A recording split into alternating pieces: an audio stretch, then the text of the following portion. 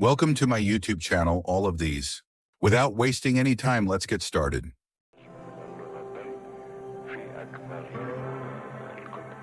Archduke Franz Ferdinand का कत्ल इन अहम वाक़यात में से एक था जिसकी वजह से पहली जंग अज़ीम शुरू हुई।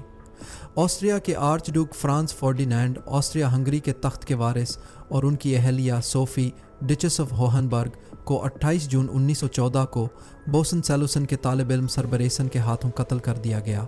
बोस्निया और हर्ज़ेगोविना के सूबाई दारुल हुकूमत सराजीवो से गुजरते हुए इन्हें करीब से गोली मार दी गई, जिसे 1908 में ऑस्ट्रिया हंगरी ने बाज़ाबता तौर पर उन्हक किया था।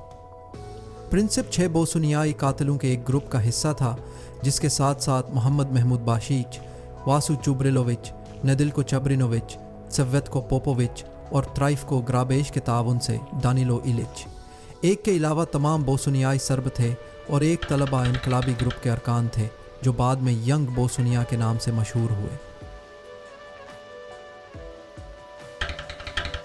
The demands of war hastened the coming of the petrol age. Mechanized transport was urgently needed.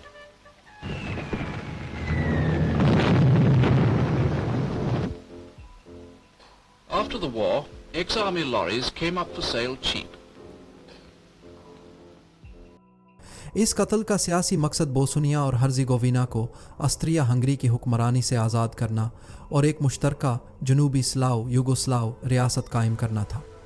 इस कत्ल ने जुलाई के बहरान को जन्म दिया, जिसकी वजह से ऑस्ट्रिया हंगरी ने सर्बिया के खिलाफ जंग का ऐलान किया और पहली जंग अज़ीम शुरू कर दी। कातिल टीम की मदद सर्बिया के खुफिया कौम परस्त ग्रुप ब्लैक हैंड ने की थी।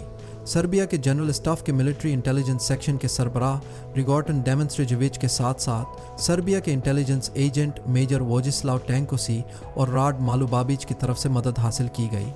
टैंकोसिच ने कातिलों को बम और पस्तूल फराहम किए और उन्हें उनके इस्तेमाल की तरबियत दी। कातिलों को महफूज घरों और एजेंटों के उसी खुफिया नेटवर्क तक रसाई दी गई थी जिसे मालुबाबिच ने ऑस्ट्रिया हंगरी में हथियारों और कारंदों की दरांदाजी के लिए इस्तेमाल किया था। ब्लैक हैंड के अरकान को गिरफ्तार किया गया और 1917 में स्लोनिका में सर्बिया की एक अदालत में संगीन गद्दारी के मन घड़त इल्ज़ामात पर मुकदमा चलाया गया। ब्लैक हैंड को ख़त्म कर दिया गया और उसके 3 रहनुमाओं को फांसी दे दी गई। कत्ल के बारे में जो कुछ जाना जाता है उनमें से ज़्यादातर उन 2 मुकदमात और मुताल्लिका रिकॉर्डों से आता है। युगोस्लाविया के टूटने के बाद प्रिंसिप की मीरास का दोबारा जायज़ा लिया गया और जानशीन रियासतों में उनके बारे में राय आमा बड़ी हद तक नस्ली बुनियादों पर मुनक़सिम है।